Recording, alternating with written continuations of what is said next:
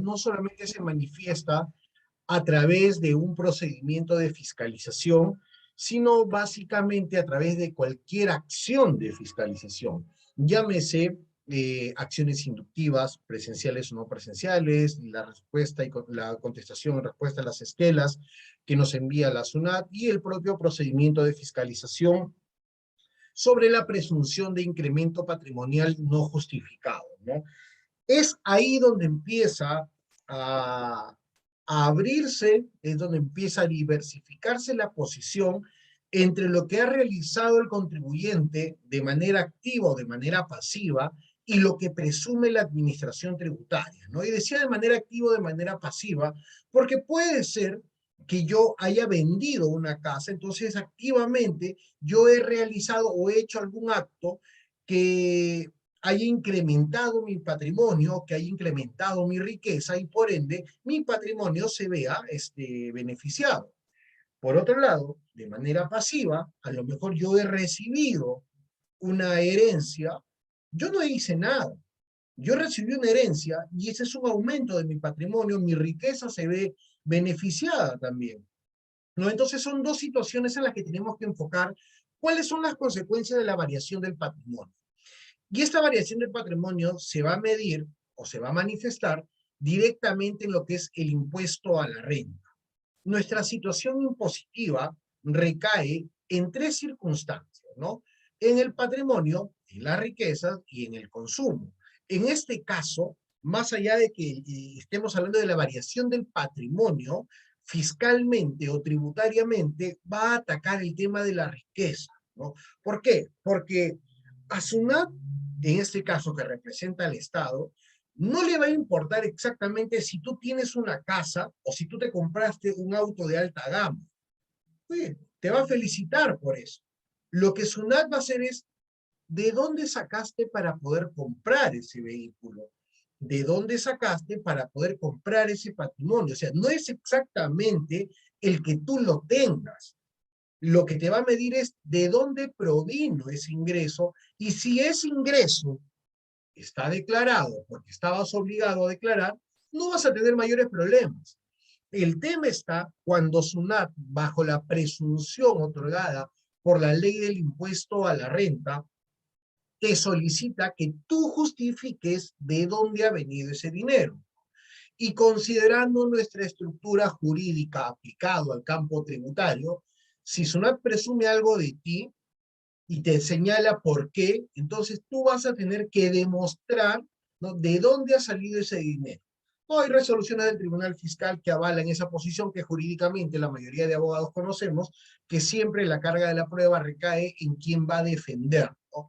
Por un lado, el acusatorio, se prueba el acusatorio, por otro lado, se prueba quién está o de qué manera vas a defender una determinada posición. En el campo tributario es de dónde salió ese dinero.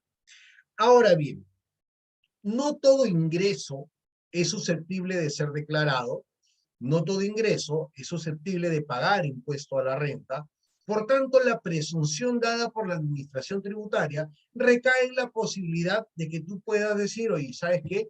Esta situación es juristante. ¿Qué significa una situación juristante? Que admite la prueba en contrario. No, admite la prueba en contrario. ¿Sabes qué, señores de la SUNAT? Sí, es cierto, mire, yo he tenido tanto de patrimonio y he adquirido este vehículo, o he adquirido esta casa y lo estoy pagando de esta manera. ¿Por qué?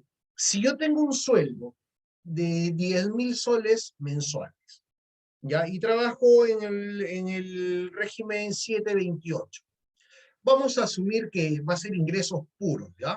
Ingresos puros, nada de deducciones, ni manutención, ni nada. Vamos a asumir que es ingresos puros, 14 sueldos al año, con el CTS 15 sueldos. A 10.000 soles, 150.000 soles, ¿verdad? De esos 150.000 soles, yo he comprado una casa valorizada en 500.000 soles. SUNAT fácilmente me podría decir, señora Arenas, de dónde usted ha sacado para comprar una casa de 500.000 soles. Y eso es válido. Entonces yo le podré probar, oiga, ¿sabe qué? Hice un préstamo. Dos, me dieron un préstamo hipotecario. Tres, tenía guardado dinero en el banco y puedo demostrar cómo han sido mis ahorros, ¿no? Entonces hay circunstancias en las que yo puedo justificar de manera bastante sencilla. ¿no? De manera bastante sencilla. Vienen complicaciones cuando empiezan, por ejemplo, cuentas mancomunadas o algo, complicaciones que no significa que no se pueda probar esta determinación o variación del patrimonio. No es que no se pueda probar esta determinación o variación del patrimonio, sino que estamos en toda la posibilidad de poder realizar. Ahora, como bien les había mencionado hace unos momentos, no todo ingreso es susceptible de pagar impuesto a la renta. Si bien es cierto, cuando nosotros hablamos teóricamente del impuesto a la renta o del impuesto a la riqueza, solemos conocer tres teorías, ¿no? La teoría del flujo riqueza, la teoría del incremento más consumo o la teoría de la renta producto. Cada una de ellas explica el por qué algo puede o está grabado, ¿ok? Las teorías explican el porqué, o sea, la teoría me puede explicar, ¿sabes que la renta de primera categoría es una fuente durable, renovable, es un producto, y sabes que, mira, tu renta de primera categoría se sustenta en la teoría de la renta producto? Ah, qué bien. Pero ¿sabes qué? Cuando tú tienes ingresos provenientes de las actividades comerciales, por el cual los ingresos provienen de un tercero a tu actividad, estás bajo la determinación del flujo riqueza. O también cuando tú tienes un aumento de acuerdo a tus consumos y a tu patrimonio, podríamos decir que es una teoría del consumo más incremento. Sin embargo, el hecho de que coincidan estos puntos teóricos no significa que hacen que algo ya sea grabable. ¿A dónde voy? Y adelantándome un poco a lo que vamos a ver en un ratito, por ejemplo, cuando hablamos de la teoría del flujo riqueza, del flujo riqueza, te dice que se admiten los ingresos eventuales, ¿no? Los ingresos de azar. Una pregunta, ¿no? Y me encantaría que me puedan ayudar con su respuesta. Si ustedes juegan la tinca y se sacan la tinca, ese dinero que ingresa a sus cuentas, ¿es susceptible de pagar impuesto a la renta o no? ¿Qué dicen ustedes? Yo me compro la tinca, me gano la tinca, ingresa dinero a mi cuenta. Ese dinero que ingresó debe tributarse, debe pagar un impuesto, el impuesto a la renta, hablo del impuesto a la renta, sí, me dice. Caterine me dice sí, Julie también me dice que sí, Mónica me dice que sí, Mayra que sí, Jaime que no, Ruth que sí. Muy bien. A ver, veamos. La teoría del flujo riqueza te dice que como son ingresos de azar, provenientes de tercero, ingresos eventuales, encajaría dentro de lo que es la teoría del flujo riqueza, ¿no? Viviana también me dice que sí, encaja dentro de esa teoría. Sin embargo, si nosotros nos vamos al tema normativo, al tema jurídicamente explicado por nuestra norma, no encontramos ese acto, ¿no? No encontramos ese acto como grabado. No lo encontramos. Cuando nosotros hablamos del gravamen de un impuesto, tenemos que hablar de la hipótesis de incidencia, ¿no? César me dice, no es ingreso proveniente de la combinación de capital y trabajo. Claro, es que yo en ningún momento he dicho que sea renta de tercera categoría, César. Tu respuesta me imagino que es que no, ¿no? Hasta ahí estamos muy bien. Lo único que yo no he dicho que esto sea teoría, que esto sea renta de tercera, por tanto que se tenga que combinar capital o trabajo. A lo mejor alguien me puede decir, oiga, pero puede ser renta de segunda categoría porque está afectando directamente mi capital. Podría decir. Ahora, vamos a seguir hablando, pero encantado de poder leerte, César. ¿Dónde estábamos? Ah, eh, cuando nosotros hablamos del gravamen de un impuesto, estamos hablando o empezamos a hablar desde la hipótesis de incidencia, ¿no? La hipótesis de incidencia, que es el aspecto abstracto. ¿Quién realiza tal acción paga impuesto a la renta? Por ejemplo, cuando me dicen, si tú vendes una casa distinta o vendes un inmueble distinto a la casa habitación, pagas renta de segunda categoría. Yo ya sé que si alguien vende un inmueble distinto a la casa habitación, va a pagar rentas de segunda categoría. Pero viéndolo desde el punto de vista de la hipótesis de incidencia, todavía no se cumple el hecho imponible. ¿Por qué? Si a mí me preguntaran a cuánto se vendió, yo no sabría, porque todavía no se vende. ¿Cuándo se vendió? Tampoco. ¿Quién lo vendió? Menos. ¿A quién lo vendió? Nada. Entonces, en la hipótesis de incidencia todavía no se manifiesta este acto.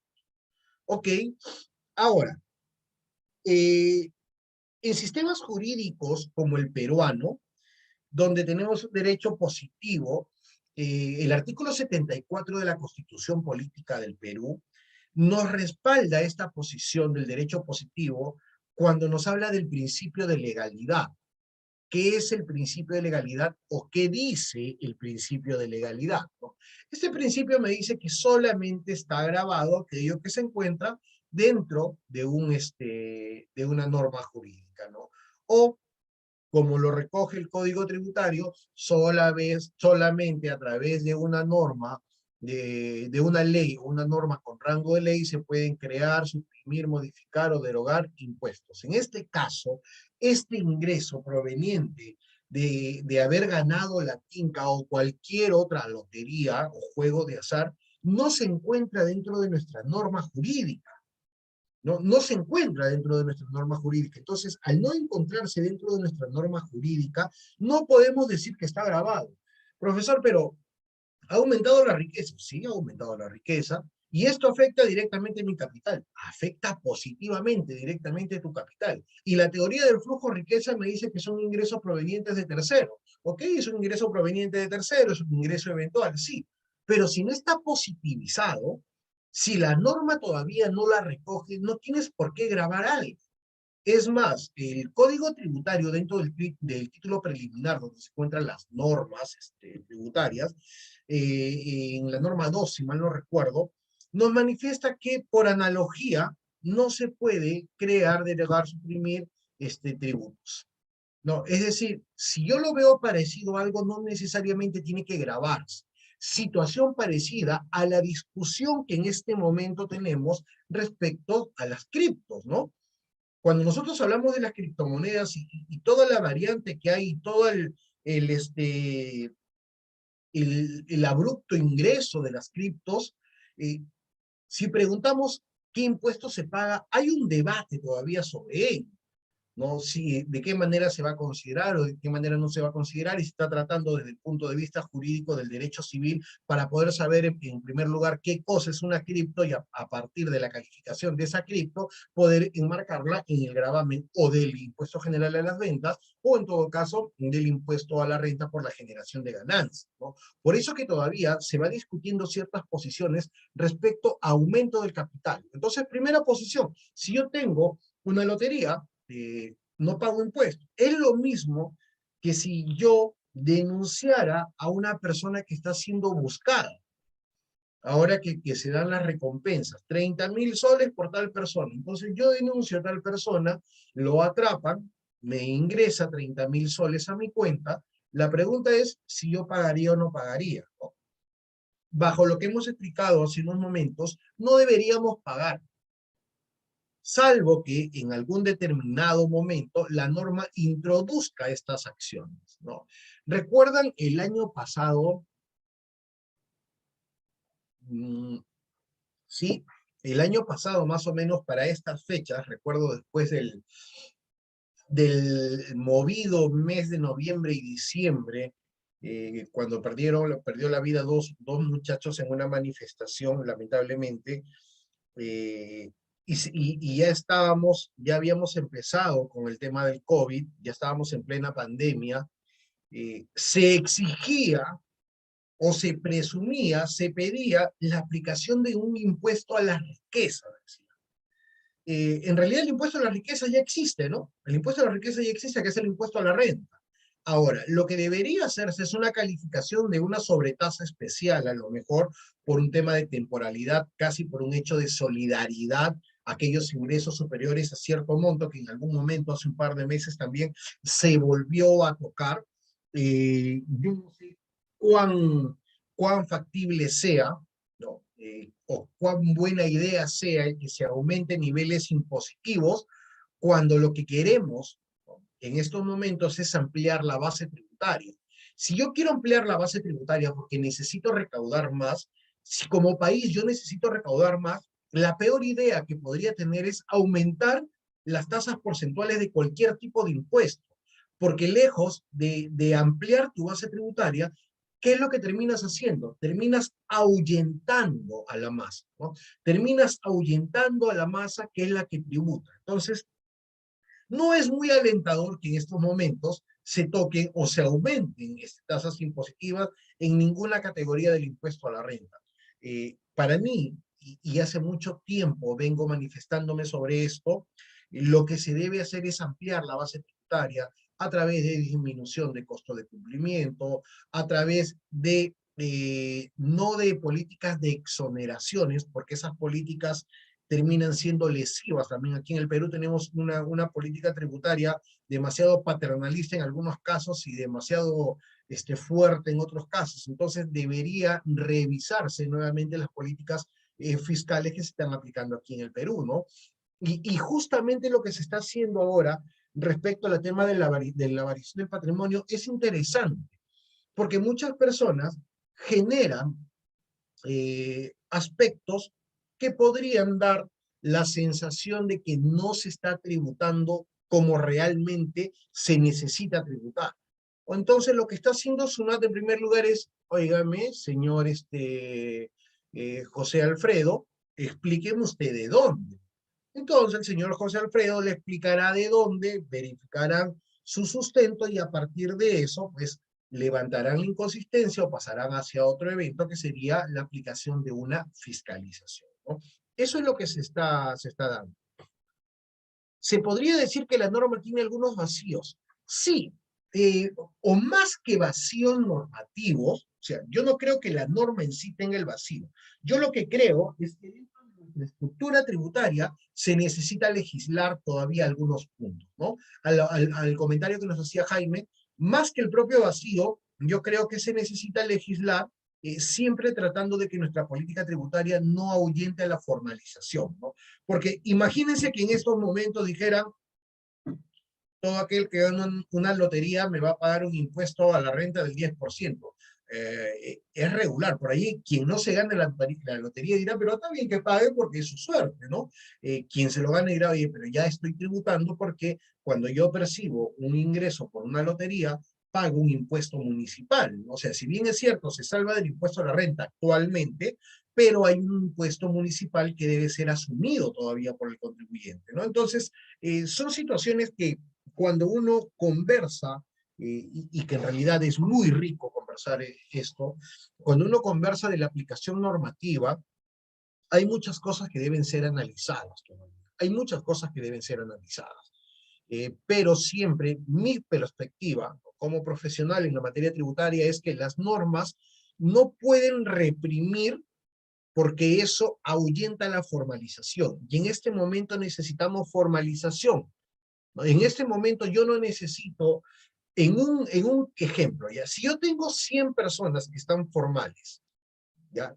Y yo quiero más dinero, yo no le puedo decir, oye, ¿saben que esas 100 personas me van a pagar 5 soles más cada uno porque eso representa 500? ¿Qué tal si siguen pagando lo mismo y en lugar de que tenga 100 personas, terminan siendo 1000 personas? ¿No? Esas 1000 personas me van a generar mucho mayor dinero que aumentarle un porcentaje porcentual, ¿no? Son situaciones que van manifestándose dentro de las tablas económicas, que ustedes las manejan seguramente muchísimo mejor que yo cuando hablamos de la ley de la oferta a la demanda, ¿no? Que son básicamente las tablas de punto de equilibrio de la inflación, porque esas tablas de la ley de la oferta a la demanda se manifiestan a través de, o mejor dicho, el aspecto tributario se manifiesta a través del equilibrio que se le da a los puntos de la inflación. ¿Ese tema está relacionado con el lavado de activos? Sí. Muy buena pregunta, Jaime. A ver, veamos. El incremento patrimonial no justificado no puede ser directamente atribuido como lavado de activos. ¿Por qué? El lavado de activos es un tipo especial, ¿no? Y este tipo especial como delito necesita de un delito fuente. En las normas que tenemos al día de hoy vigentes, el delito fuente para el lavado de activos, la defraudación tributaria, el proxenetismo, el narcotráfico, dinero proveniente del terrorismo, ¿no? Esos son los delitos fuentes que se manejan en estos momentos, ¿no? Si mal no recuerdo, cohecho y corrupción de funcionarios también, son los delitos fuentes que se manejan en este momento. Ahora, el incremento patrimonial no justificado no es delito de defraudación tributaria.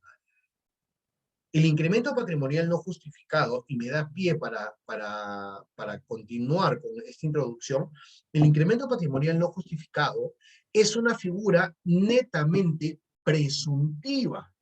Es decir, la SUNAT te dice, hey, yo presumo que tú no has pagado un impuesto. ¿Pero por qué presume eso, SUNAT? No, yo presumo eso porque fíjate, en tu ITF hay movimientos que proyectados me dicen que tú tienes un ingreso de 1.000.000 de soles por lo menos. O ahora que está la vigencia de la norma por la cual los bancos van a tener que informar cada 6 meses a la SUNAT si tus ingresos pasaron de 30.000 soles, SUNAT te dirá, oye, mira, a mí el banco me ha informado que tú tienes un ingreso de 1.000.000 de soles. Sin embargo, yo veo que tú en el periodo solamente me has tributado por 100.000 soles, nada más. Entonces, dime de dónde salió esos 900.000 soles extra. Eso es un tema presuntivo, porque la SUNAT no te lo está atribuyendo directamente, está presumiendo. Ahora, que si tú no haces una defensa y demostración de dónde salió ese dinero, entonces sí SUNAT a través de una fiscalización te puede decir, señor Arena, ¿sabe qué? Págueme porque a través de una resolución de determinación yo estoy verificando que usted ha hecho ocultamiento de ingresos o rentas. Ahora, el ocultamiento de ingresos o rentas es un tipo de defraudación tributaria. Entonces, si se demuestra que esa variación de patrimonio que inicialmente fue presuntiva es ingresos, ocultamiento de ingresos o rentas, y eso pasa por un procedimiento no administrativo, sino judicial, entonces eso sí es un delito fuente para lavado de activos. Sin embargo, si solamente queda en el hecho de, oye, ¿sabes qué? Mira, en realidad SUNAT sí, pues, no te declaré, no te pagué, pero yo no he utilizado ningún artificio, ni nada. Recuerden que para el delito de defraudación tributaria, el artículo 1 de la Ley Penal Tributaria, manifiesta que tiene que actuarse con engaño, astucia, ardid para beneficio propio de un tercero. No es más, acá con el Colegio de Contadores hemos programado una clase para los primeros días de febrero sobre el delito de defraudación tributaria y el delito contable.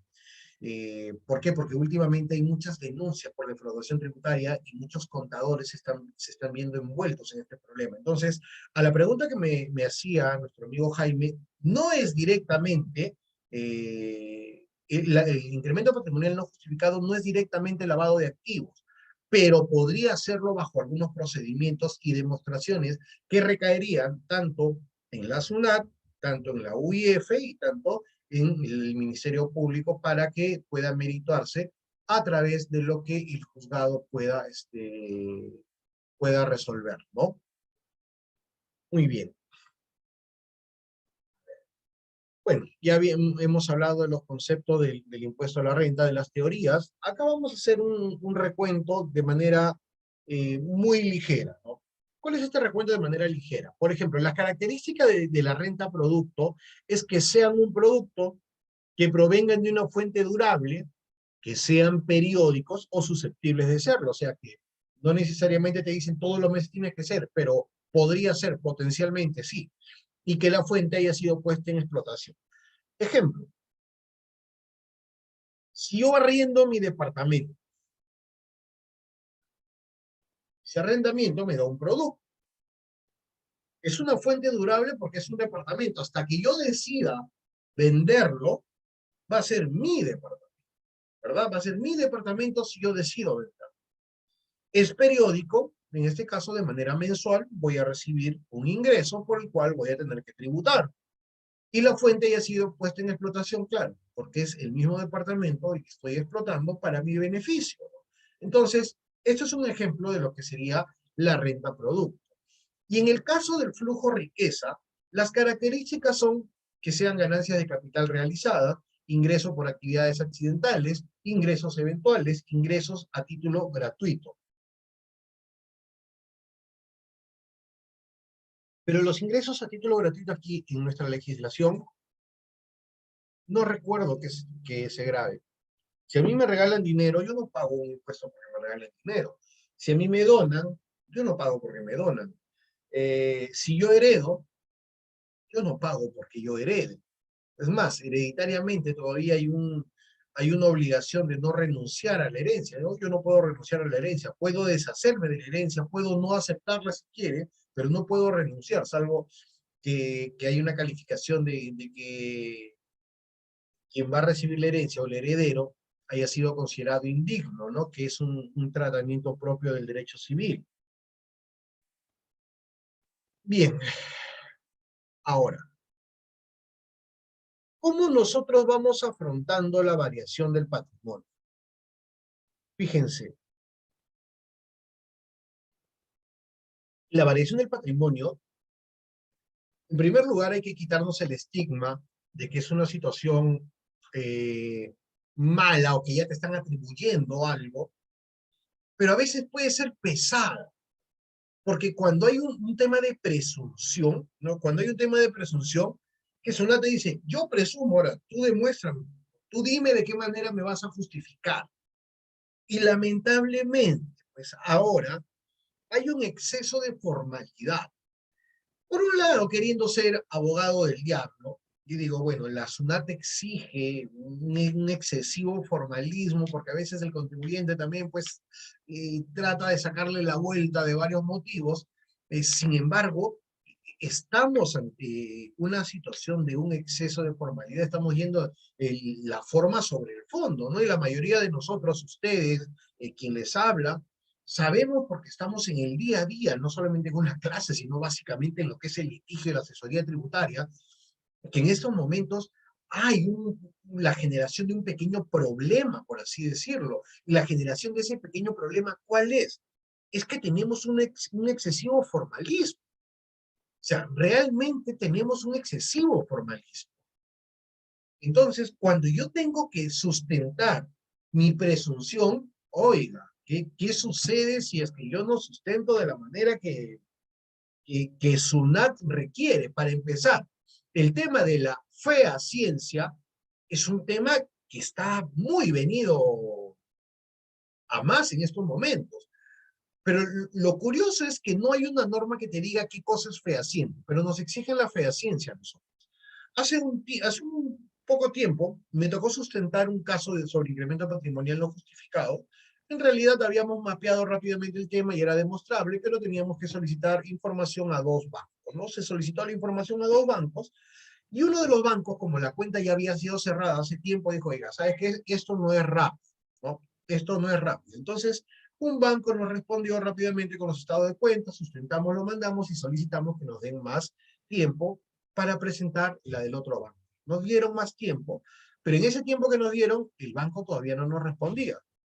Entonces, la SUNAT nos manda un cierre de requerimiento diciéndonos que habíamos cometido una infracción por no haber presentado la documentación solicitada en el anexo 2.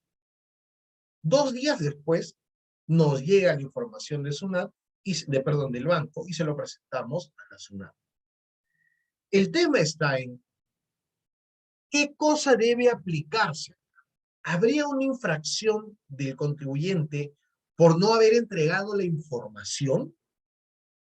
Por ahí alguien de manera objetiva, demasiado objetivo y muy positivista o normativista, me podría decir, profesor, ¿sabe qué? Las normas e infracciones tributarias son de tipo objetivo. Si no se presentó, entonces hay una infracción. Ok, atendiendo esa posición sería, materialmente, ¿era posible que el contribuyente pueda sustentar esta operación? O sea, materialmente el contribuyente podría presentarle el estado de cuenta que le pedían de uno de los bancos cuando era el banco quien no estaba entregando esta información, ¿no? Se dan cuenta cómo empieza a variar las cosas. Entonces hay que sustentar, hemos conversado con la SUNAT, van a revisar este caso. Yo espero que en realidad sean objetivos dentro del tema de la flexibilidad que puedan tener.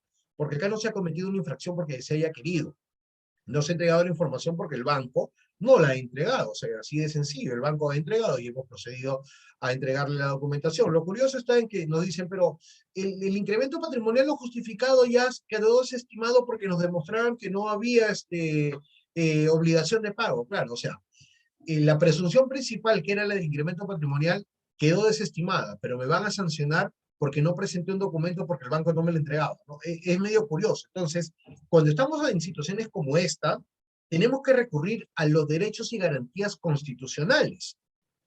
Los derechos y garantías constitucionales que aquí en el Perú se mueven a través del artículo 74 de la Constitución Política del Perú. No tenemos otra circunstancia más, ¿no? Y acá dentro de los principios constitucionales tenemos el principio de legalidad, el principio de reserva de ley, el principio de no confiscatoriedad, el principio de igualdad, el principio de los derechos fundamentales de las personas.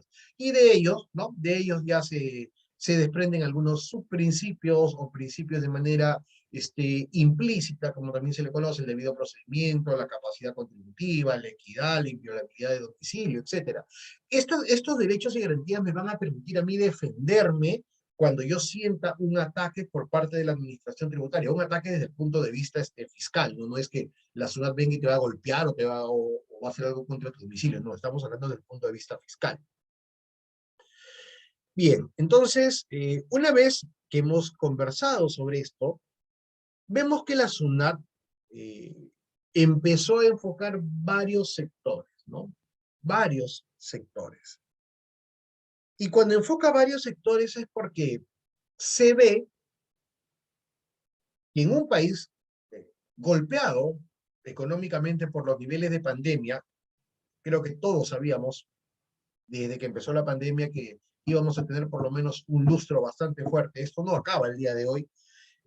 Vamos a tener unos años más donde se va a golpear todavía el tema de la economía. Pensé que íbamos a estar peor realmente, gracias a Dios, y espero que no se sigan aumentando el tema económico en contra del contribuyente o de las personas en general. Pero en un país golpeado, vemos que es un país muy consumidor, ¿no? Un país muy consumista.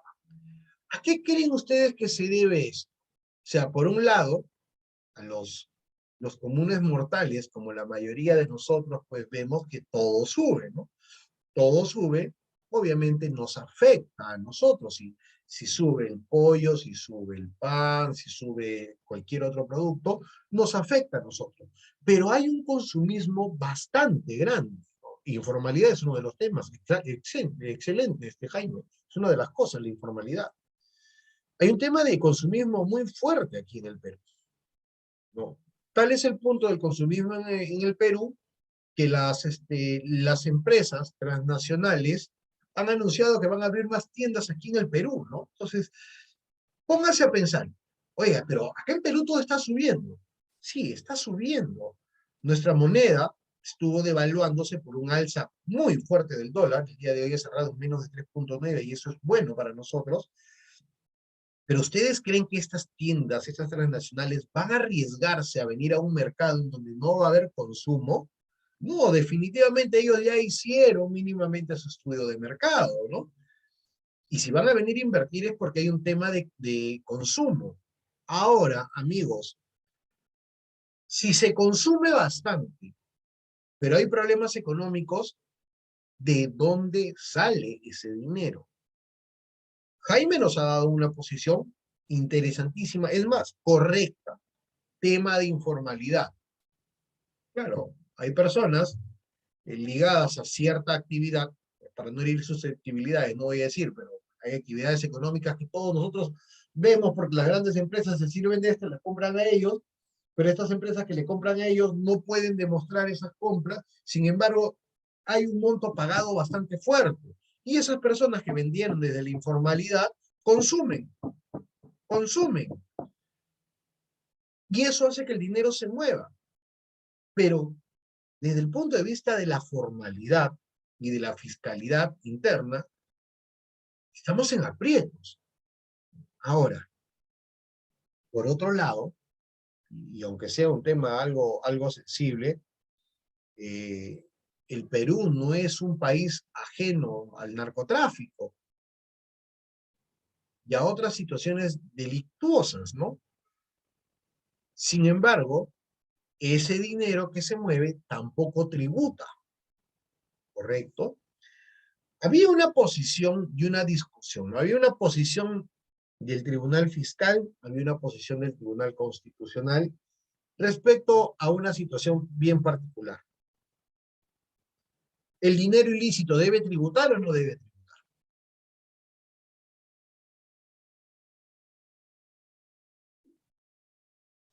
¿El dinero ilícito debe tributar o no debe tributar? ¿No? Ahí estamos en una circunstancia bien curiosa, y nos preguntamos nosotros si debería tributar o no.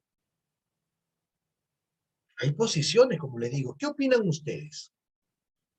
A ver, estamos un grupo interesante, somos 65 personas, son las 5 opiniones. Si por ahí alguien lo quiere decir de manera verbal, sería excelente.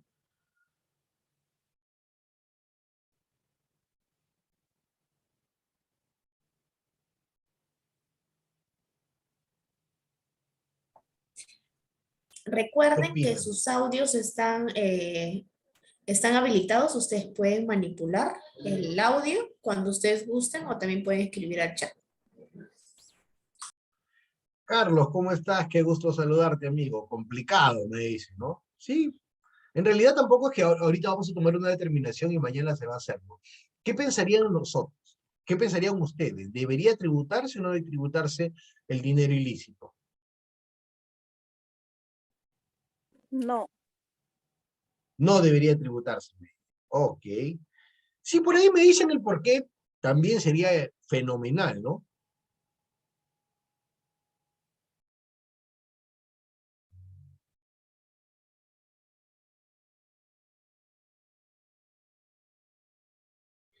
¿En qué país del mundo? Mi querido Jaime, consejo de amigos, cuando hay una pregunta, no es bueno contestar con otra pregunta, ¿no? Nunca es bueno contestar una pregunta con otra pregunta. Sería como formalizar los ingresos de actividades delictivas, pero por otro lado, si igual mueven dinero, no le dejan nada al Estado. Es complejo. Sí, es complejo.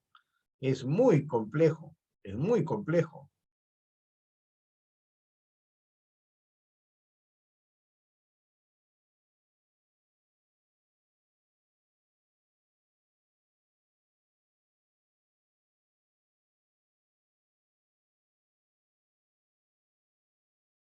Ajá. ¿Saben qué sucede? Bien, a ver. Ya. Voy a seguir leyendo. El dinero ilícito debería ser incautado. Ok. Sí debería tributarse, así se formalizaría el dinero. Gloria. Bien. Luis, debería, pero no porque es la ruta preventiva. Muy buen punto, Luis. Excelente, excelente tu apreciación. Me encantó. Dice, sí, porque se tiene que justificar de dónde proviene el bien. Armando, no porque no pertenece a un ingreso de tu actividad económica. Claro, desde el punto de vista de lo que tenemos el día de hoy, definitivamente no, porque no está regulado dentro de una norma. Muy buen análisis, Armando, también me gustó esta posición, me gustó. Es complejo porque se estaría formalizando lo ilícito. Exacto, es muy complejo. Mónica me dice, si tributan es como legalizar. Exacto. ¿Saben qué sucede? Todo lo que ustedes me han dicho es totalmente cierto, totalmente cierto. Desde sus posiciones de por qué no, y por ahí por qué alguien podría pensar que sí. ¿Qué sucede? En posición del Tribunal Fiscal, por ejemplo, decía, oye, no, la norma del impuesto a la renta, si bien es cierto, no dice si se tributa o no se tributa por dinero ilícito. Si ustedes revisan la norma, no lo manifiesta en ningún lado. No te dice si tributa o no tributa, por si acaso. Entonces, eso te deja la posibilidad a que podría que sí o podría que no. Sin embargo, te dice, oye, pero, por ejemplo, una de las respuestas que me dieron, eso sería como ir formalizando estos ingresos para justificar el lavado de activos. ¿Por qué? Porque si tú tributas, te dices, oye, estoy tributando, ya no es defraudación tributaria, no es ocultamiento de ingresos o rentas, por el contrario, te estoy tributando, entonces justifícame esta operación.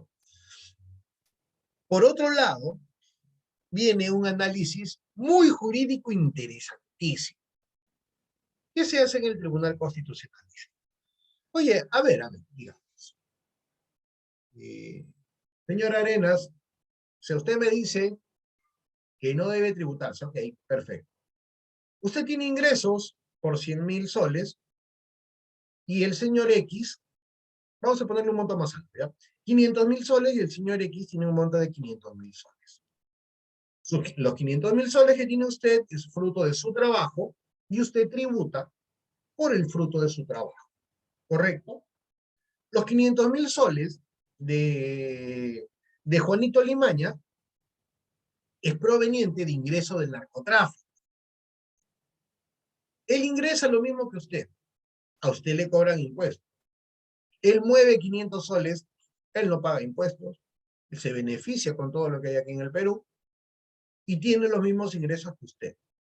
Desde el punto de vista de principios, hay un tema de atentado contra la igualdad, ¿no? Entonces dice, estamos poniendo en desventaja a Carlos Arenas contra Juanito Limaña, porque los dos tienen los mismos ingresos. Carlos realiza sus ingresos de manera lícita y tributa por ello. El otro tiene ingresos de manera ilícita y no tributa por ello. Entonces, estamos poniendo en una situación de desventaja.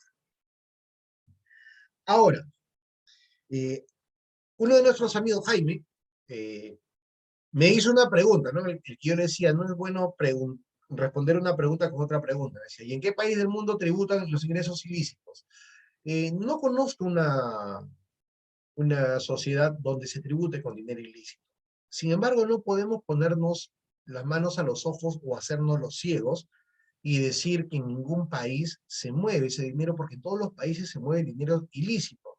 Entonces, tampoco yo le estoy diciendo, por si acaso, por ejemplo, si mi posición fuera la que deban tributar, tampoco que le digo que el día de mañana todos los delincuentes vayan y saquen su RUC y le digan actividades, actividad principal, no secuestro, actividad secundaria, narcotráfico. No, no me refiero a eso. Pero alguien por ahí mencionó un tema de incautación, ¿no? Entonces, ¿por qué no a las personas que se le haya demostrado su actividad delictuosa y el patrimonio generado, se le llame a tributar más allá de la incautación de estos bienes? ¿No? Porque la incautación de los bienes pasa a un organismo de donde se va a disponer. El dinero tributado pasa a las arcas del Ministerio de Economía y Finanzas y se podría invertir en otras cosas. Son ideas, pues, ¿no? que no es que yo pretendo legislar en estos momentos, pero que a lo mejor se deberían considerar. ¿Por qué? Porque ese dinero que ingresa definitivamente que está modificando las tablas económicas. Recuerden ustedes cuánto dinero se habla que ha entrado de las empresas brasileñas que han tenido los actos de corrupción más grandes de los últimos 15 o 20 años. No estábamos hablando de miles de soles, sino de millones que se modifican, ¿no? Las tablas. Bueno, para no salirme del caso y continuar en el tema del incremento patrimonial no justificado, el día de hoy tenemos que seguir con la presunción que no se puede justificar la variación del patrimonio, ¿no? Con dinero ilícito. No se puede justificar la variación del patrimonio con dinero ilícito. Entonces, SUNAT va sectorizando, perdón, a quienes se empieza a fiscalizar, ¿no? Futbolistas, los artistas, los chicos realities, etc. Entonces, empiezan con ellos, ¿por qué? A eso se le llama licencia social. La licencia social es como la SUNAT se presenta ante la sociedad para que yo, por ejemplo, diga, oye, pero imagínense, no voy a decir nombre porque ahora que está en boga el tema de los juicios, pero imagínense al futbolista profesional peruano que más dinero gana, y yo digo, oye, pero imagínate la SUNAT le ha determinado incremento patrimonial a él, oye, también me lo puede hacer a mí. Entonces, eso se llama licencia social. ¿Cómo el Estado, en este caso la SUNAT, se presenta a la sociedad para decir, por si acaso, mira, se lo estoy haciendo a él, a ti también te lo voy a hacer? Así que ten cuidado porque a ti también te lo voy a hacer. Esa es la manera como se presenta la SUNAT, esa es la licencia social. Luego de que pasó el tema de la licencia social, por allá por el año 2010 u 11, que empezó a trabajarse bastante este punto de vista, empieza SUNAT a sacar sus programas más fuertes sobre incremento patrimonial no justificado. El más fuerte que hubo, y por lo menos de lo que yo recuerdo, fue la del año 2017, ¿no? Que empezó a salir desde septiembre del año 2017, cuando toca el tema de la variación del patrimonio y el capital, el regreso del capital, ¿no? La reinversión del capital. Futbolistas caso Messi, artistas caso Isabel Pantoja. Claro, y en el caso de ellos es un atentado fiscal, ¿no? En el caso de ellos, incluso en el caso de Isabel Pantoja, pasó de la esfera administrativa al tema penal, ¿no? En el caso Messi todavía se ha quedado en el tema administrativo. Bueno, en el caso de los futbolistas, internacionalmente se ha visto un montón, no solamente lo de Messi, ¿no? Yo creo que los principales futbolistas todos tienen problemas con el fisco, todos tienen esos problemas. Recuerdo que en algún momento estuve buscando la sentencia del Tribunal Español sobre el caso Messi, no la pude conseguir, pero aquí en el Perú también se empezó a presumir, ¿no? Hablaba más o menos de los ejemplos de la legislación peruana, más que de la legislación española. Ya se me fue. Ya se me fue. Le decía, la licencia social, ¿cómo te presenta? Ya. Y en el año 2017 aparece el programa de repatriación de capitales e incremento patrimonial no justificado.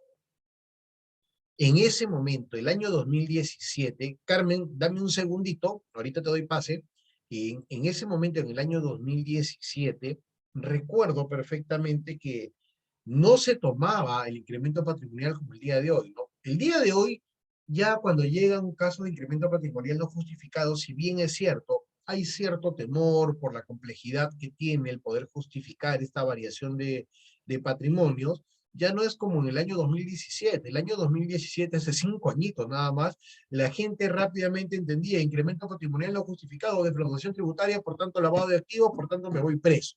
Era una situación que realmente llamó mucho la atención. El día de hoy se toma de un punto de vista distinto, ya hay mejores formas de cómo sustentar, está más tocado el tema, y reiteradamente siempre vamos compartiendo sobre este tema de incremento patrimonial no justificado. Carmen, te escucho, te escucho.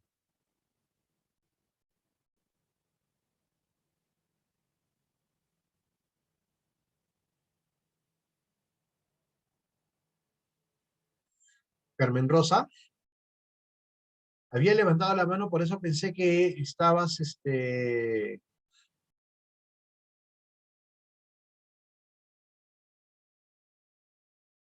pensé que estabas levantando la mano. Muy bien. Sigamos, sigamos. A ver. Dentro de las acciones que viene realizando para ampliar la base tributaria, la SUNAT, reducir los niveles de evasión, fomentar la formalización y lograr el adecuado cumplimiento de las obligaciones tributarias por parte de las personas naturales, la SUNAT ha desarrollado programas de fiscalización a personas naturales por su variación de patrimonio o incremento patrimonial no justificado. Punto importante a tocar, ¿no? Punto importante a tocar.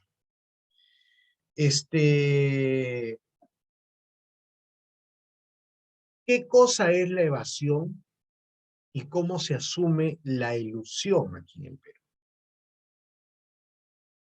¿Qué piensan ustedes de la ilusión? ¿Son actos permitidos? ¿Son actos no permitidos?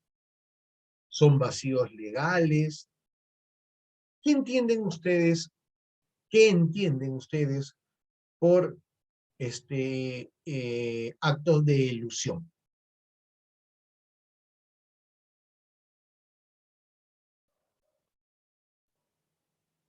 Es importante que veamos, ¿no? Que veamos el tema del incremento patrimonial no justificado y sepamos enfocar lo que es la ilusión. Es una figura muy importante el tema de la elusión tributaria. Es una figura importante por lo que se ha venido masificando y por lo que se ha venido diciendo sobre esta figura, una figura lesiva dentro de nuestro sistema, pero cuya pregunta es muy sencilla, ¿no? ¿La elusión es permitida o no es permitida? ¿Es buena o es mala, en otras palabras? ¿Qué piensan ustedes? Me gustaría leerlos o escucharlos en todo caso, chicos.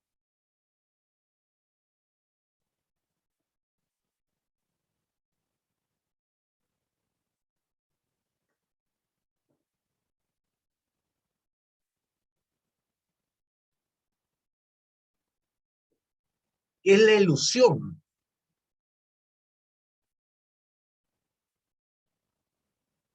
No es permitida, me dice Lino. Muy bien, Lino, muchísimas gracias. ¿Saben qué? Yo fui formado con el siguiente criterio de la elusión tributaria.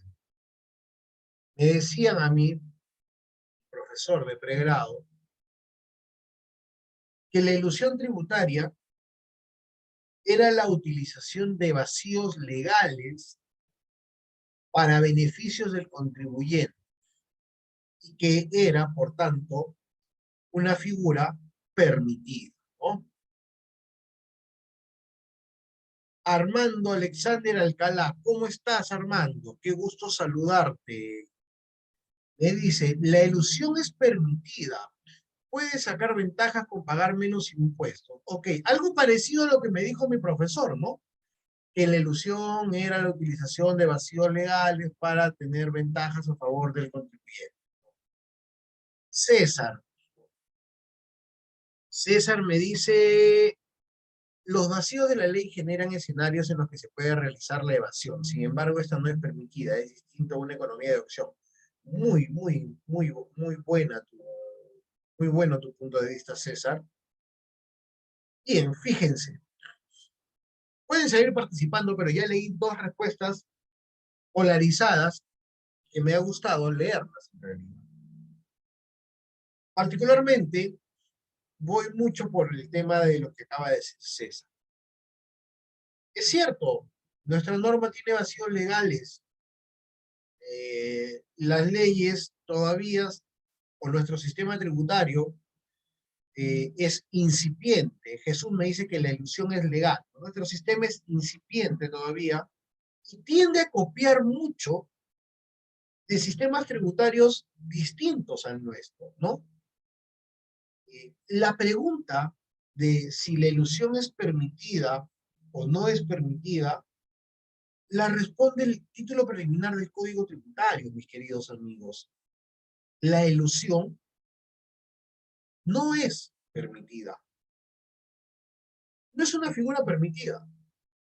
Tanto es así que en julio del año 2012 se inserta la norma 16.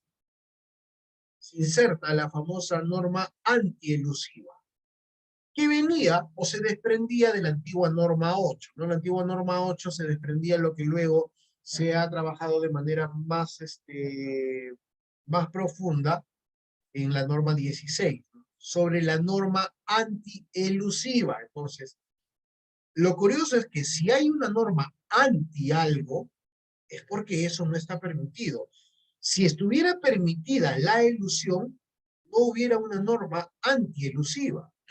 Ahora, el tema de la norma antielusiva que aparece en el año 2012, pero rápidamente entre enero y febrero del año 2014 se suspende, es porque era una malísima copia de la norma antielusiva española. Y la norma antielusiva española fue dejada de lado y en España tuvieron que trabajar una nueva norma antielusiva y acá en el Perú habíamos hecho una copia de la norma antielusiva. En el paquete tributario más importante que ha habido, por lo menos desde que yo tengo dentro del tiempo que yo estoy dentro de la materia tributaria, son 17 años que me dedico al tema tributario, desde que salí de la universidad exactamente. Y para mí ese ha sido el paquete tributario más fuerte.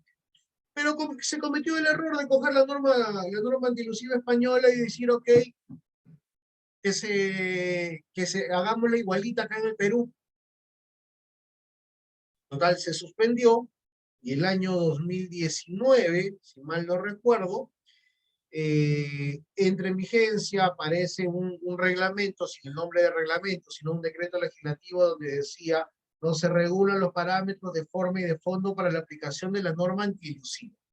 Eso es lo que apareció el año 2019. Entonces, amigos, la ilusión no son actos permitidos. Hay un término fue un plagio, exactamente, Jaime, ¿no? Fue un vil plagio. Les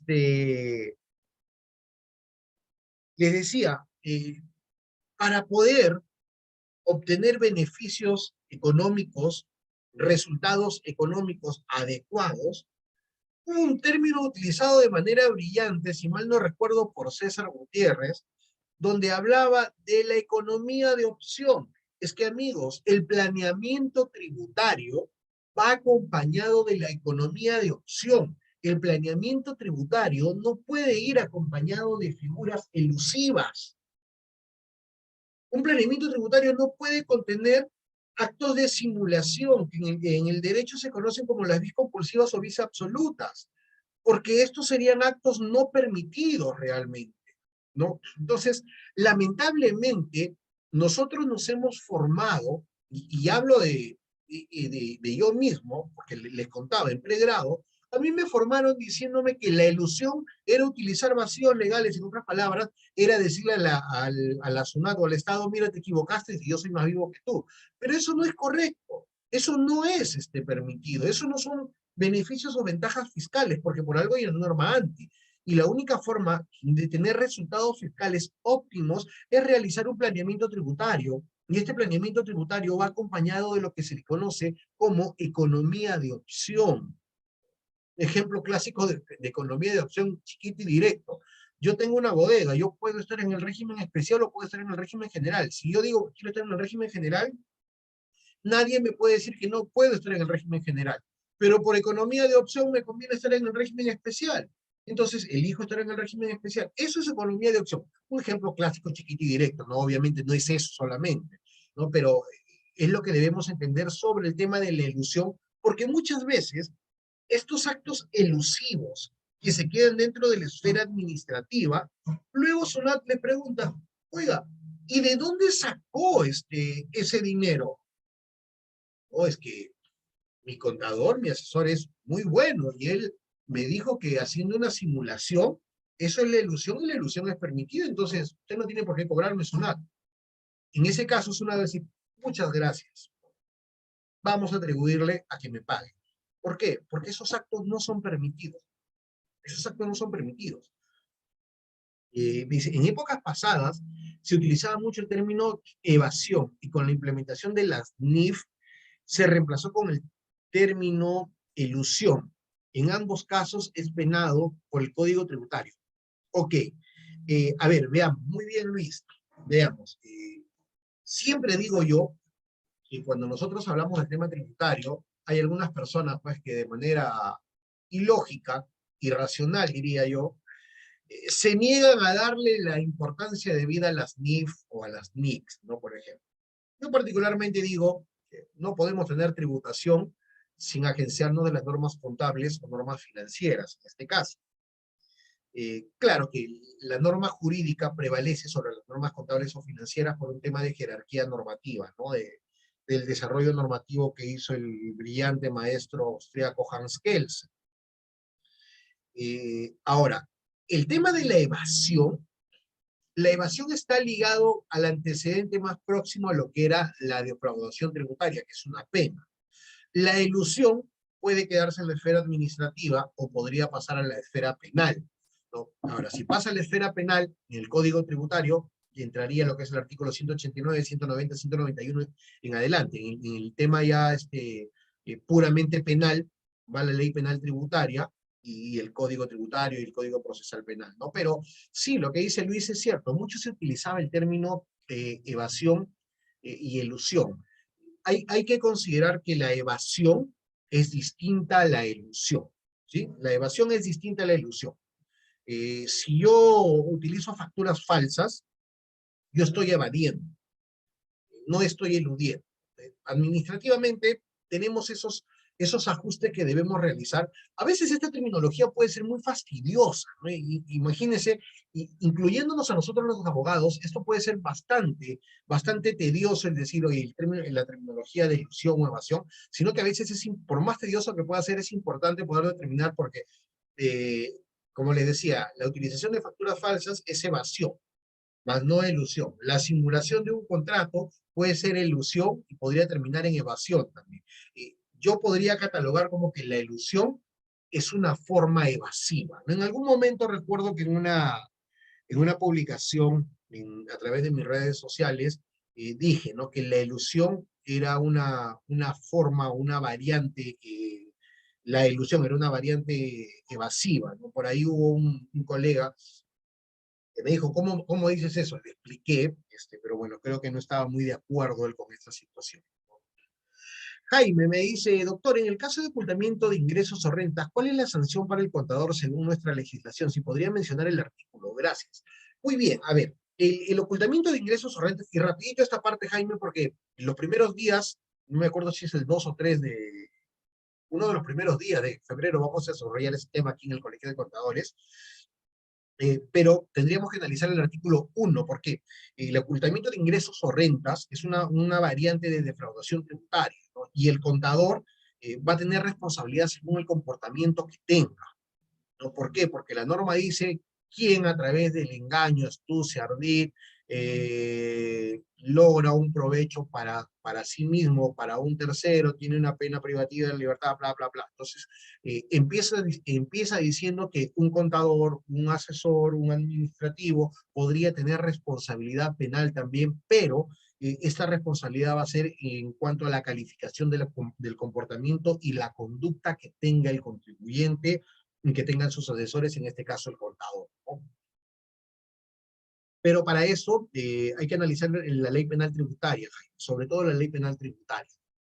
Pero insisto, los primeros días de febrero vamos a hablar sobre el delito contable y el delito tributario por aquí, por el Colegio de Contadores. Incremento patrimonial. La presunción se justifica a través del artículo 52 de la ley del impuesto a la renta. Básicamente el artículo 52 es en donde se sustenta estas presunciones, en donde se sustenta lo que realmente se requiere, ¿no?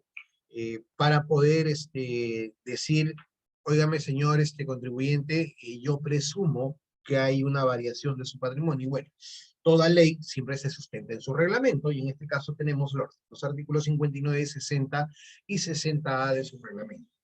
Lo que sí el Tribunal Fiscal, a través de resolución de observancia obligatoria, que se me acaba de ir el número, pero espero recordarla mientras dura la exposición, el Tribunal Fiscal lo que ha hecho es decir, oye, tú no solamente puedes decir yo presumo que tienes una variación de patrimonio, sino mínimamente tienes que identificarle al contribuyente por qué presumes y de dónde presumes. O sea, la SUNAT no puede decir, oiga, señorita Erika Oquendo, yo presumo que usted tiene ingresos que no me ha declarado. Sí, ¿y por qué presume eso? ¿De dónde presume eso? ¿Por cuánto es el monto que usted presume? Por un tema del ejercicio de la defensa de un contribuyente. Ejemplo, Erika tiene una casa que había heredado, es un ejemplo. Erika había heredado una casa, y al heredar esa casa, pues una mansión, y la vende. Y por esa casa le han depositado 1,5 millones de soles. ¿Okay? Erika tiene un trabajo por el cual en el año ha percibido 150,000 soles. Entonces le manda una carta y le dice, señorita Erika, usted registra movimientos de 1,650,000 soles, pero usted solamente me ha declarado 150.000 soles. ¿Qué pasó con el resto? Yo, SUNAT, estoy presumiendo que usted no me está pagando, no me está declarando realmente. Y es más, acá le mando la identificación, de acuerdo al banco XYZ Ban, usted en el mes tal, del periodo tal, el día tal, ha ingresado 1.500.000 soles y no me ha pagado. ¿Cumplió SUNAT con identificar el monto? Sí. ¿Cumplió con decir en base a cuál era su presunción? También. ¿Qué es lo que sucede ahora? SUNAT todavía no le puede cobrar el impuesto, pero le podrá decir, señora o señorita Erika, corresponde a que usted me sustente el porqué de esas operaciones. Entonces, con eso, ella podrá pagar su impuesto, podrá pagar su multa rebajada o podrá sustentar que la presunción de SUNAT no es correcta. Debe sustentar. Correcto, Jaime. Ahora, y en este caso, ¿cómo podría sustentar? ¿Cómo podría sustentar? Esa es una pregunta para todos. ¿Cómo podría sustentar? Por ejemplo, a Erika le va a preguntar, Erika va a buscarlo a alguno de ustedes para que los asesore, y ustedes la primera pregunta que le van a hacer es, Erika, ¿tuviste esos ingresos o no? Sí, sí tuve esos ingresos. Ok. ¿Pagaste o no? No. Entonces, ¿qué va a sustentar? Debe sustentar con documentos. Claro, Jaime, va a sustentar con documentos, pero, a ver, ¿a dónde iba mi pregunta? Cuando yo sustento incremento patrimonial no justificado, yo tengo dos situaciones. Una, si a mí me buscan como asesor, yo veo el caso, entonces, después de analizar, yo tengo que decirle, oye, Erika, ¿sabes que en realidad acá no podemos sustentar nada? Te corresponde pagar un impuesto, o a lo mejor yo le diré, Erika, tú estás bien y no se debe pagar nada. Oye, en este caso, como habíamos dicho, Erika había heredado una propiedad, la ha vendido luego, después de 4 o 5 años ha vendido esa propiedad, pero nunca pagó el impuesto. Y la SUNAT justamente le dice, Mónica, hay 1,5 millones de soles que está registrado y tú no me has pagado un impuesto. Acuden a cualquiera de ustedes y ustedes le preguntan, Mónica, ¿es cierto que tienes el dinero? Sí, sí es cierto. ¿Está en tu cuenta del banco? Sí, es cierto. ¿Has vendido la casa? Sí, vendí la casa. ¿Pagaste el impuesto? No, no pagué el impuesto. ¿Qué haríamos en este caso? O sea, ¿realmente hay incremento patrimonial no justificado o hay alguna forma en el cual ella pueda justificar esta variación de patrimonio? El formulario 820 es un formulario que permite sustentar un, bien no habitual, no inscribible, ¿no? En este caso, como la propiedad es inscribible, no podríamos utilizar el 820. Ahora, vamos a suponer que pueda sustentar el 820, ¿ok? Vamos a suponer. Pero el problema acá, mi querido Jorge, es que SUNAT no le está diciendo si vendió o no vendió. Lo que SUNAT, como les había dicho al inicio de nuestra reunión, ¿no? A SUNAT realmente no le importa tu patrimonio, ¿no? A SUNAT no le importa tu patrimonio, tu riqueza. O sea, si tú ingresas 20 millones de soles o te compras una mansión de 20 millones de soles, la SUNAT te dice, felicitaciones por hacer. Ahora, lo único que a la SUNAT le debe importar es, ¿me pagaste el impuesto por tu dinero? ¿Me pagaste el impuesto por tus ingresos? Eso es lo que quiere SUNAT, ¿no? Jaime me dice, entonces, ¿Erika eludió o evadió? Vamos a resolver. Erika no ha eludido porque no ha hecho ningún acto propio de ilusión. O sea, ella no ha fingido operaciones ni nada de eso. No ha utilizado vacíos legales. Ella simplemente no pagó el impuesto, ¿no? No, ella simplemente no pagó el impuesto. Y todavía no podríamos, aún así, Jaime, decir si ella evadió o no evadió. Hay alguna justificación más que tendríamos que dar en este punto de vista. Por eso yo les preguntaba a ustedes, ¿no? Erika acude y ustedes le hacen la pregunta y Erika le dice, mira, el dinero está en el banco, yo tuve la propiedad, no pagué impuestos, ¿qué hago? Entonces, luego de la evaluación, pero con el formulario 820 sustenta de dónde viene el dinero. Ok, sí, sustenta de dónde viene el dinero, Jorge. Eso es totalmente cierto. Pero recuerda que estamos en incremento patrimonial no justificado. Y acá lo que SUNAT está diciéndote es, ¿pagaste o no pagaste el impuesto? Y Erika le está diciendo, no, no he pagado el impuesto. Erika está diciendo, no he pagado el impuesto. Y otra cosita, Jorge, solamente para reafirmar, recuerda que el 820 es aplicado para bienes que no son inscribibles en los registros públicos, ¿no? En este caso, la propiedad sí es inscribible, por tanto, el 820 no es un documento que SUNAT te lo va a otorgar. Pero te había dicho, asumamos que sí te lo van a dar, pero acá no era de dónde viene. La pregunta de SUNAT es, ¿me pagaste el impuesto o no me pagaste el impuesto? Y Erika dice, no, la verdad no he pagado. ¿Qué hacemos? ¿No? César me dice, si es que dicho incremento fue producto de alguna actividad no grabada, se sustenta por ese lado. Sin embargo, si fue producto de algún ingreso grabado, debe pagar el impuesto omitido. Muy bien, César, muy bien, muy bien. Estás muy cerca de la respuesta a donde yo quiero llegar. ¿Por qué, amigos? Acá, César acaba de dar un acto muy rico jurídicamente. Oye, ese ingreso de la venta de la casa, ¿está grabado o no está grabado? Ese es el análisis que deberíamos tener en este ejemplo y en cualquier circunstancia que tenga que ver con incremento patrimonial, amigos. O sea, al margen de las preguntas, que se los puse como ejemplo, que deben hacerlo siempre, se los puse como ejemplo, pero básicamente es la manera como deben actuar ustedes cuando le llegue un caso de incremento patrimonial no justificado. Hacen esas preguntas y luego viene la evaluación. O sea, Mónica le dijo, mira, ve, la venta se hizo, el dinero existe y no pagué impuestos. Ok, ya saben ustedes que por lo menos la presunción de ese acto realizado por la SUNAT es cierto. Entonces, ahora viene la evaluación que justamente César nos acaba de decir.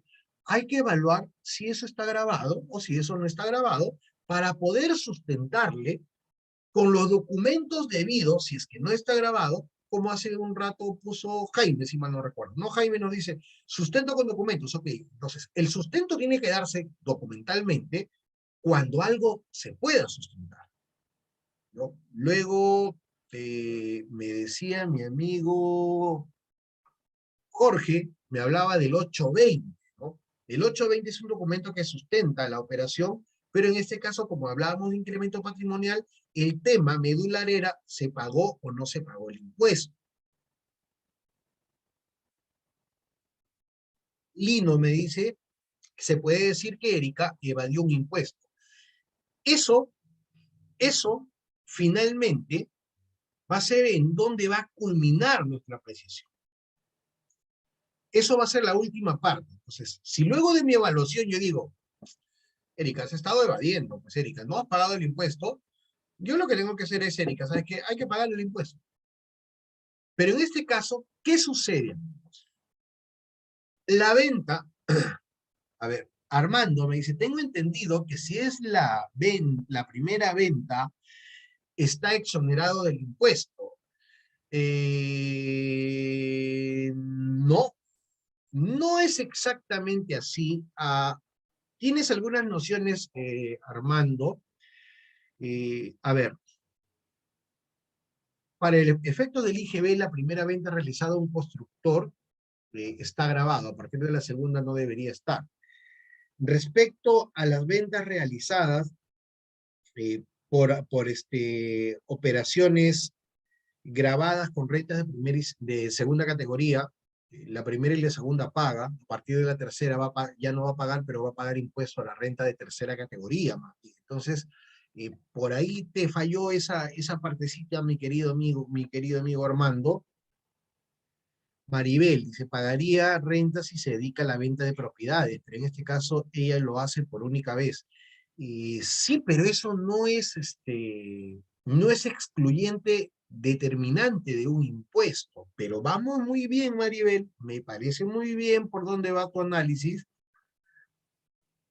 Existe una normativa en el impuesto a la renta donde se determina si la operación está grabada o no grabada. Muy bien, Luis. Excelente. Vamos bien. A ver, esto de acá, si bien es cierto, yo le planteo estos ejercicios, o estos ejemplos, porque no nos sirve de nada empezar a leer normas, ¿no? Si no, vamos a ir viendo situaciones en cómo lo vamos a ir resolviendo.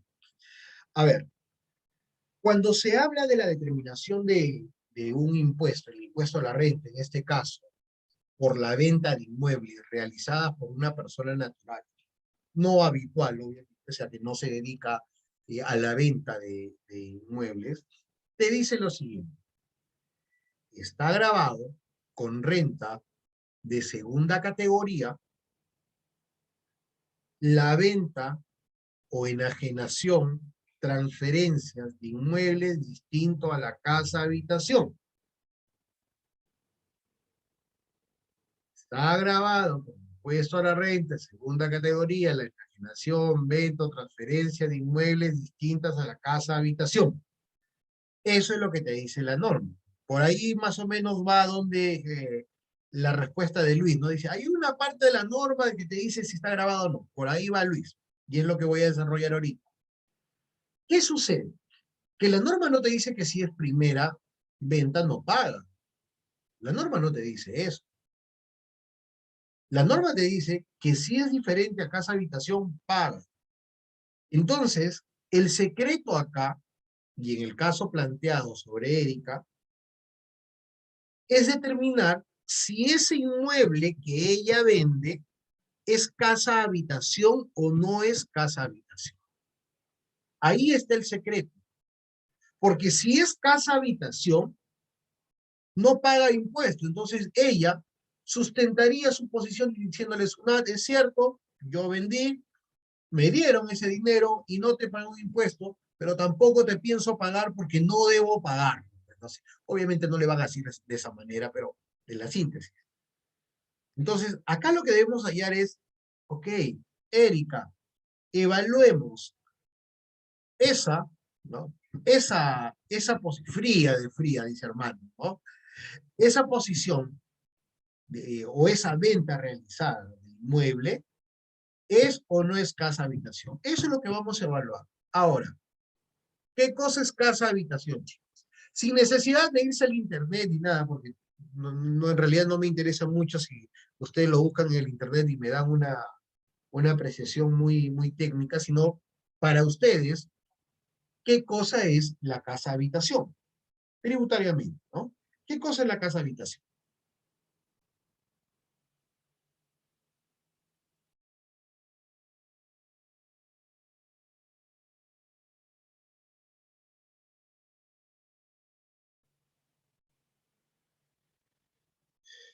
De uso, me dice, si puedes extenderte un poquito más, Jaime, porque ahora sí no te entendí. Lino, me dice, es la casa donde resides. ¿Ok? Uso para vivienda, más no uso comercial. Muy bien, Celeste.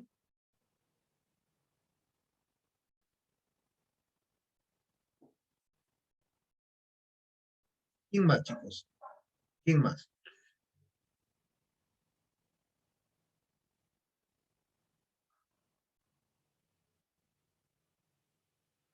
¿Qué cosa es casa habitación, amigos? De uso o para ser arrendado. Ok. Sí, una posición válida.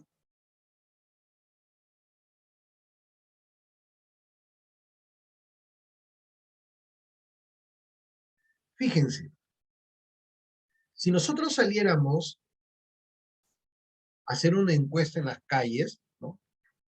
Nosotros saliéramos a hacer una encuesta y preguntáramos a 50 personas qué cosa es la casa habitación, me dirían, es el lugar donde habito, es el lugar donde duermo, donde pernocto, es el lugar de mi DNI, el lugar donde comparto con mi familia, etcétera, ¿no?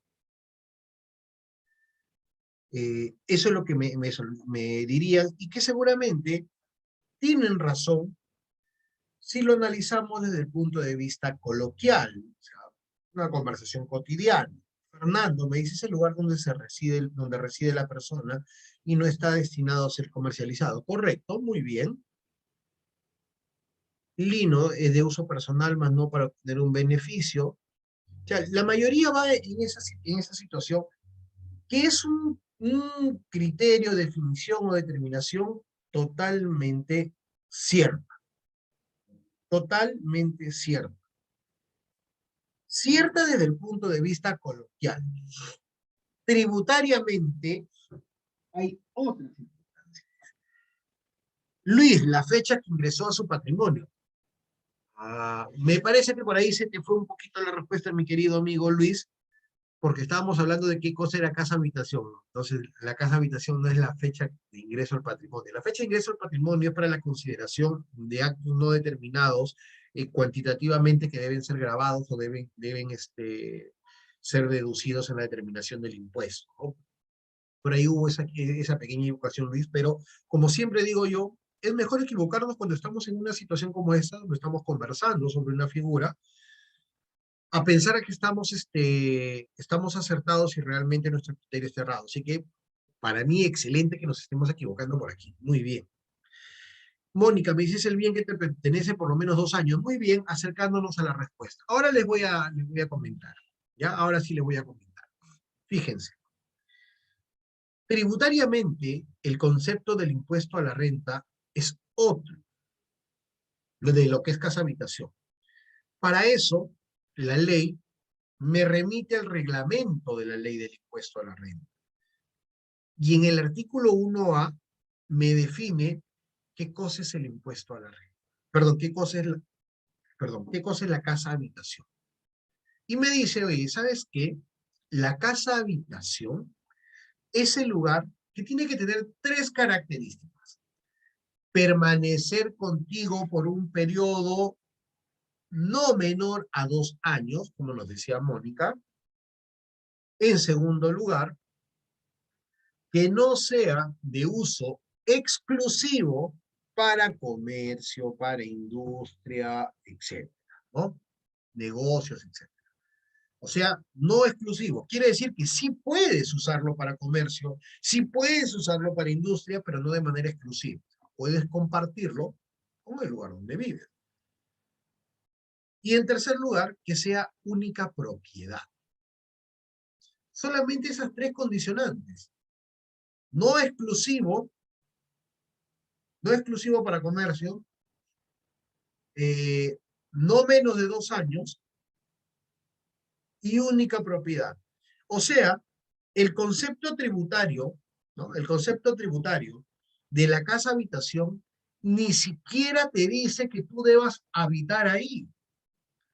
Eso quiere decir que si yo tengo mi departamento acá en Lima, y por motivos de trabajo yo me mudo o me voy a Chimbote, y bueno, digo, oye, mira, ¿sabes qué?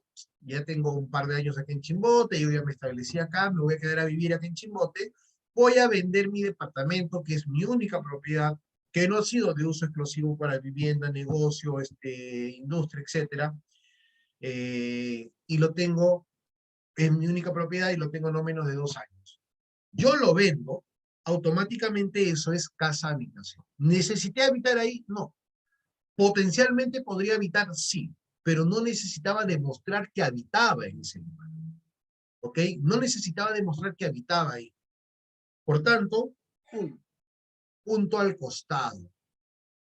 El criterio de casa-habitación es justamente el que nos entrega el artículo 1A de la ley, del reglamento de la ley del impuesto a la renta. Entonces, en el caso de Erika vendió, Erika ingresó el dinero, Erika no pagó impuestos. Lo que teníamos que ver ¿es casa habitación o no?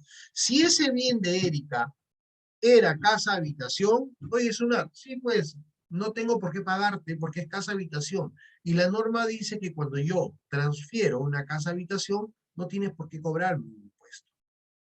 ¿Ok? En este caso, amigos, ¿hay un incremento patrimonial? Sí. ¿Hay una variación de patrimonio? Sí. Pero no está siendo no justificado. Por el contrario, está justificándose esa variación patrimonial porque la norma te dice que no debe pagar impuestos. La norma misma te dice que no debe pagar un impuesto. No te dice no debe pagar un impuesto, sino la norma te dice que está grabado con renta de segunda categoría, la enajenación, transferencia o venta de un inmueble diferente a la casa habitación. Por tanto, en el caso planteado, lo interesante era verificar si el inmueble era o no era casa habitación. Siendo así, ¿habría incremento patrimonial no justificado? No. ¿Hay variación de tu patrimonio? Sí, hay variación de mi patrimonio. Hay un aumento de mi patrimonio. Hay un aumento de mi riqueza. ¿Necesitabas pagar el impuesto? No. ¿Qué necesitabas? Justificar. Necesitabas justificar. Y la justificación y la variación de patrimonio va con el conocimiento normativo. Y en este caso, el conocimiento normativo va a ser a través de lo que es el impuesto a la renta. ¿Okay? Muy bien, muy bien. Vamos a ver. Hay acá una opinión. Ese era el secreto. Correcto, Jaime. Ese era el secreto. El secreto estaba en saber si esa enajenación debía pagar el impuesto o no. Ahí estaba el secreto de todo.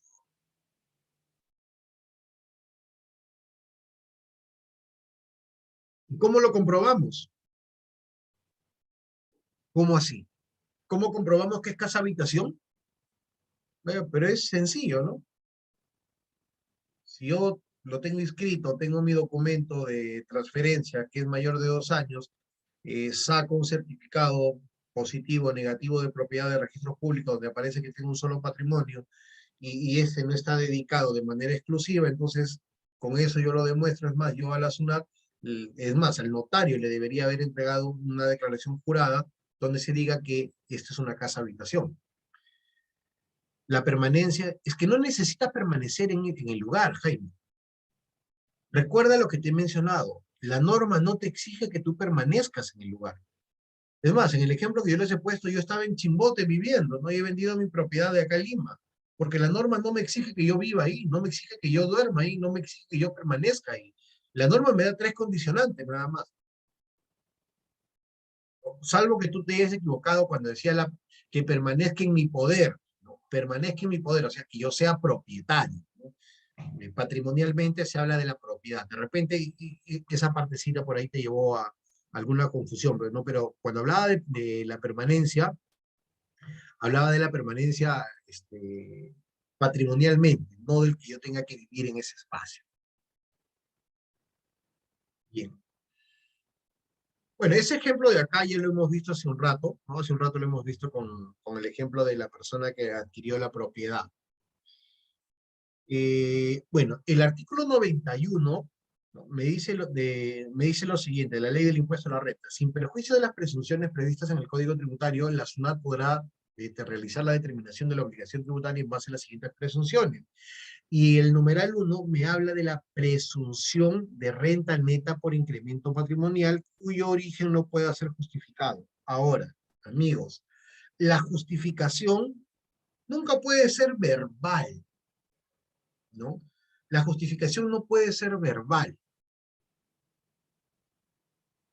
La justificación no puede ser atribuida al hecho de, no, pero yo en realidad no debo pagar. O sea, si tú vas a demostrar o vas a justificar o pretendes justificar la presunción realizada por SUNAT, tiene que ser con documentación válida. O sea, si tú quieres realmente decir, mira, hay un préstamo de dinero, por ejemplo, un préstamo de dinero tiene que ser, o mutuo dinerario, tiene que ser demostrado a través de un documento notarial, porque si tú le llevas un documento privado, la SUNAT lo que te va a decir es, ok, este es un documento privado, ¿y quién certifica que ese hecho realmente se dio en esa fecha?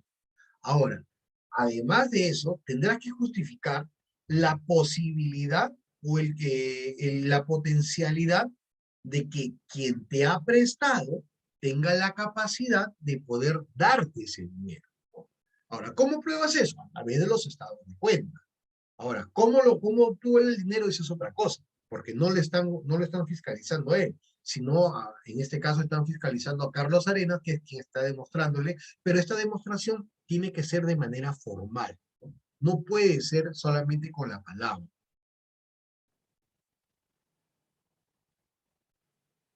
Ahí quiere decir que lo está alquilando. ¿A qué te referías, mi querido Jorge? ¿A qué te referías cuando, sí, cuando dices ahí quiere decir que lo está alquilando?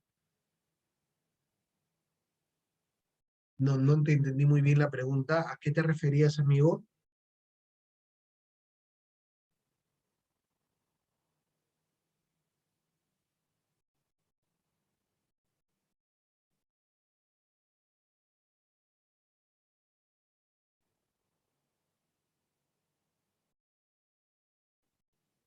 Bueno, voy a continuar porque no te entendí muy bien, Jorge.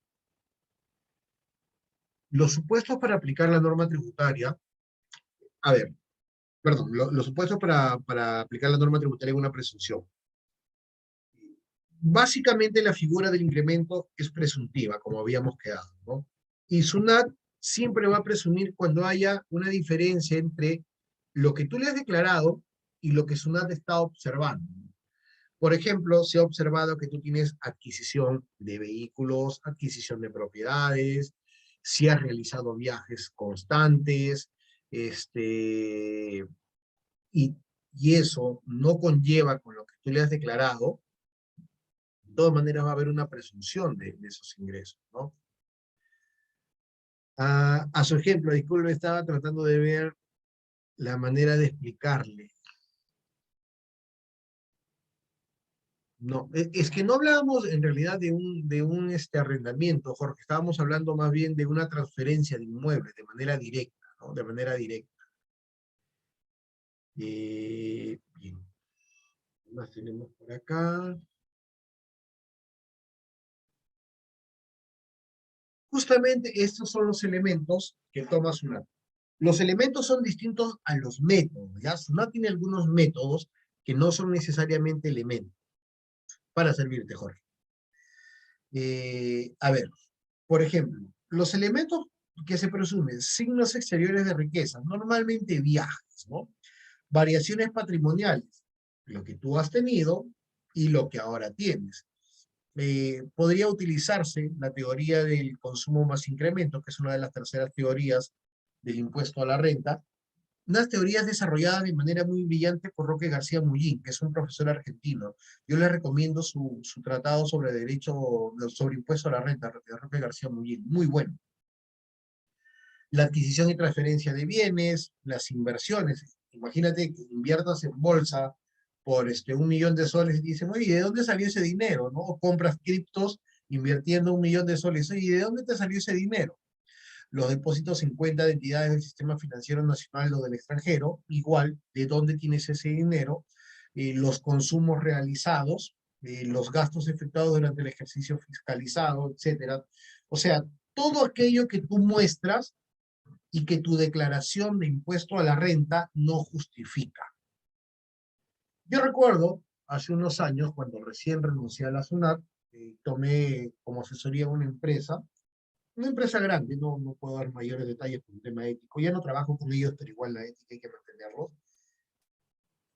Y el dueño de las empresas se había atribuido un sueldo de 3.000 soles, 4.000 soles mensuales. Y la empresa registraba pérdidas por tercer año consecutivo.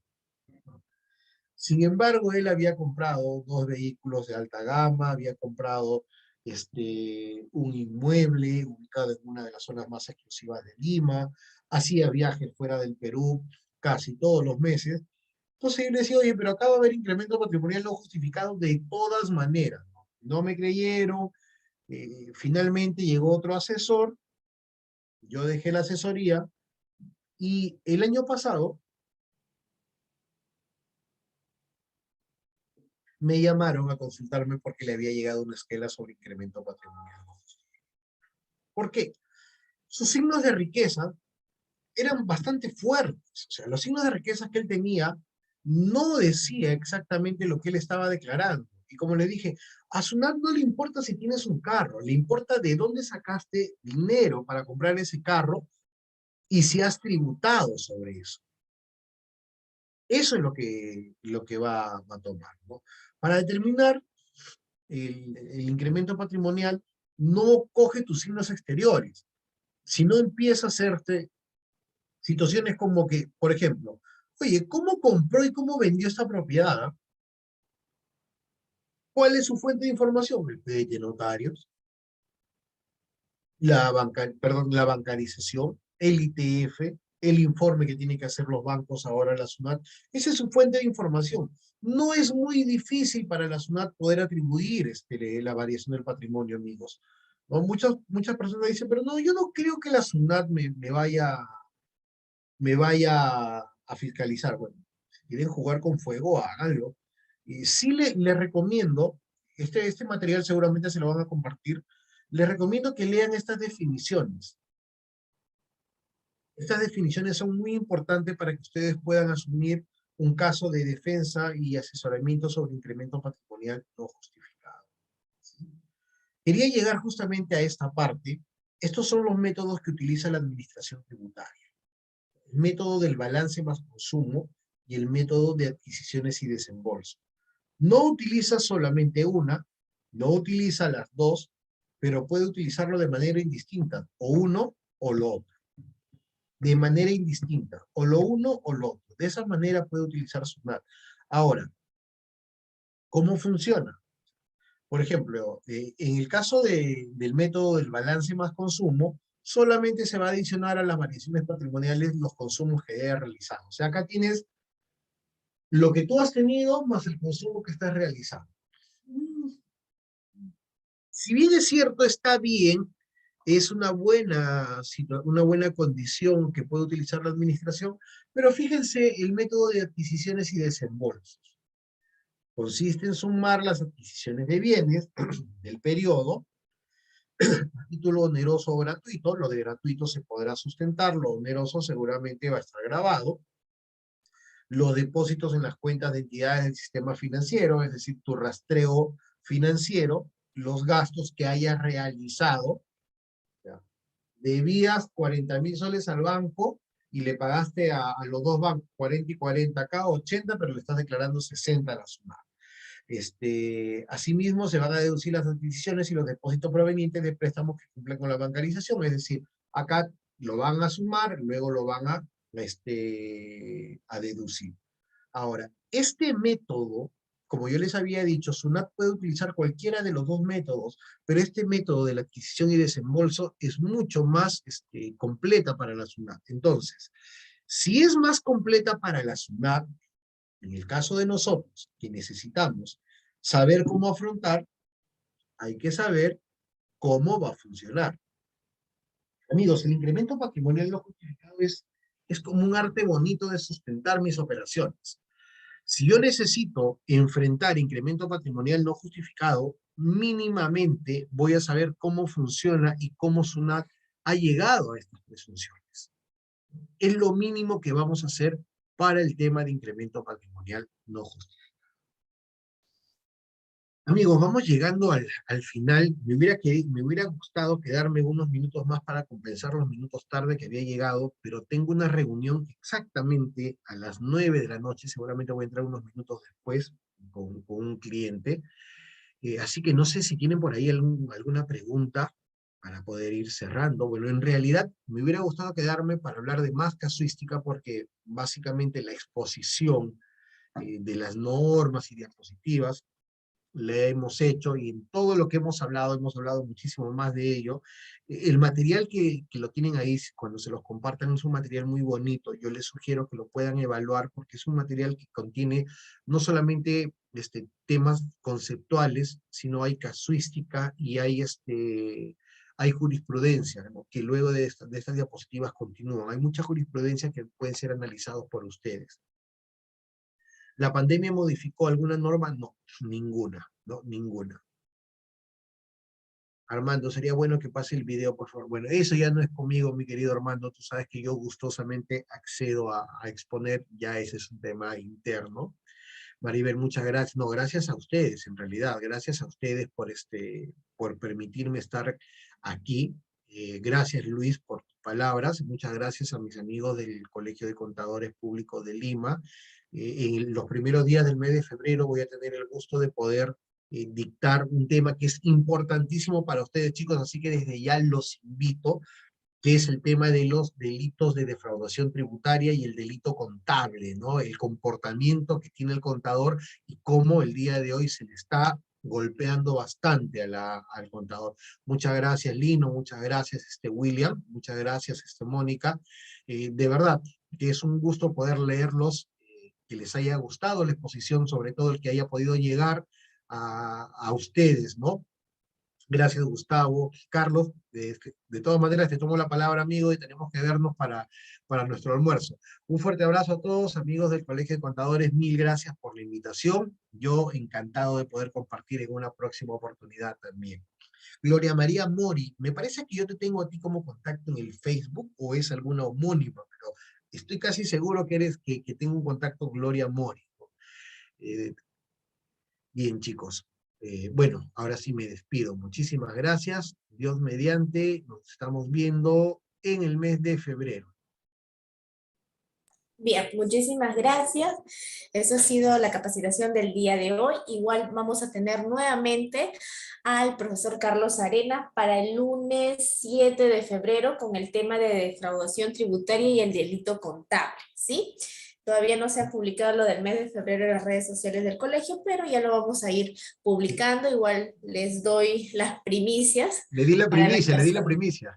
Ah, sí, y bueno, para las personas que deseen adquirir la grabación y material, si tiene un costo simbólico, igual se pueden contactar al número 985-699-318, ¿sí? Muchísimas gracias, el día de mañana los esperamos para la capacitación de NIC 23, costos por préstamos con el contador público colegiado Mario Alfaro. Bien, buenas noches, hasta luego. Buenas noches, gracias, doctor. Gracias.